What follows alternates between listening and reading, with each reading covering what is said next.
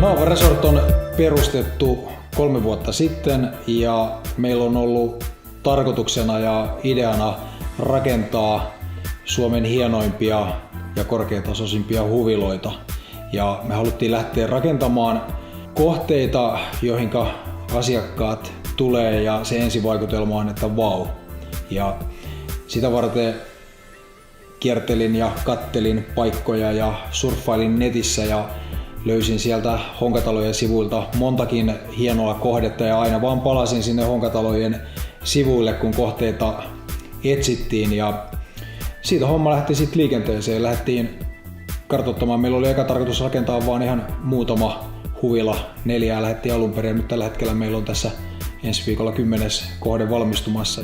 Me koettiin, että tämä on alusta asti niin kaikki toiminta tähtää siihen, että tuote on premium-tasoa ja sitä me haluttiin itsekin. Ja meillä just oli samansuuntaiset näkemykset kaikista asioista. Ja kaikki on mun mielestä ollut heti alusta asti niin semmoista hyvin selvää, että on saatu tosi paljon sille, jos sanoo rahalle vastinetta, mitä ollaan talotehtaaseen päin maksettu toimituksista ja muista, niin kyllä täytyy sanoa, että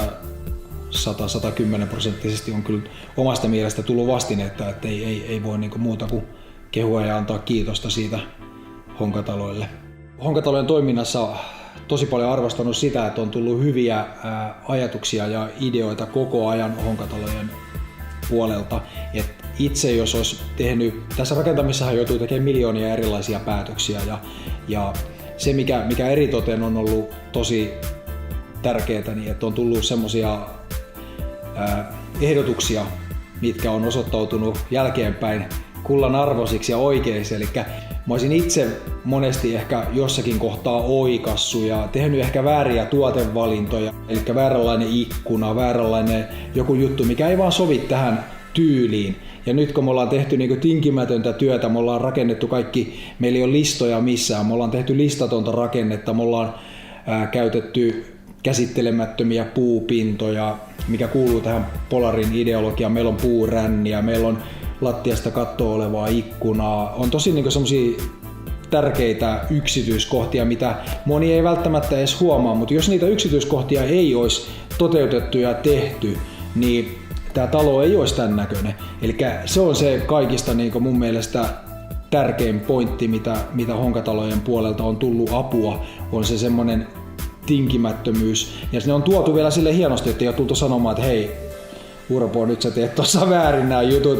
Niin sieltä on hienosti osattu tämmöisellekin kaverille selittää se pointti, että nyt niin tässä voisi olla tämmöinen vaihtoehto, että se on osattu hienosti esittää ja siitä mä oon kiitollinen, että nämä kaikki on toteutettu ja tehty, koska koko ajan tulee itsellekin vielä niitä vau-efektejä, kun täällä kävelee erilaisissa, on välillä räntäsadetta ja välillä aurinko paistaa, niin aina kun tänne tulee sisällä ja katsoo ikkunasta ulos ja järvelle lattiasta kattoo olevaa ikkunaa ja sitä muuttuvaa maisemaa, niin se on aina samanlainen taideteos, että siinä kyllä on ylpeä olen, että ollaan onnistuttu ja siinä suurena apuna on ollut Honkatalojen ammattitaitoinen tiimi.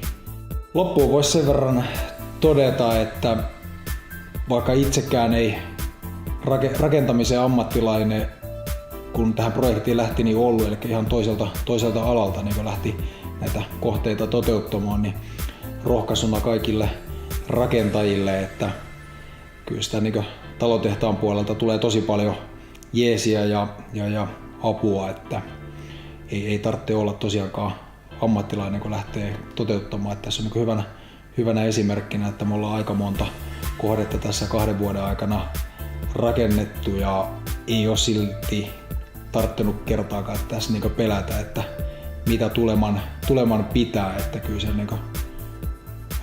apua on tullut aina tarvittaessa ja ongelmia jos tulee eteen, niin ne ratkotaan yhteistyössä ja siinä mielessä voin luottavaisin mielin suositella Honkataloja, että kannattaa lähteä rakentamaan niitä omia unelmia ja toteuttamaan ja kertoo haaveista ja visioista, mitä jokaisella on, että jos joku ne pystyy toteuttamaan, niin Honkatalot ne mun mielestä parhaiten toteuttaa.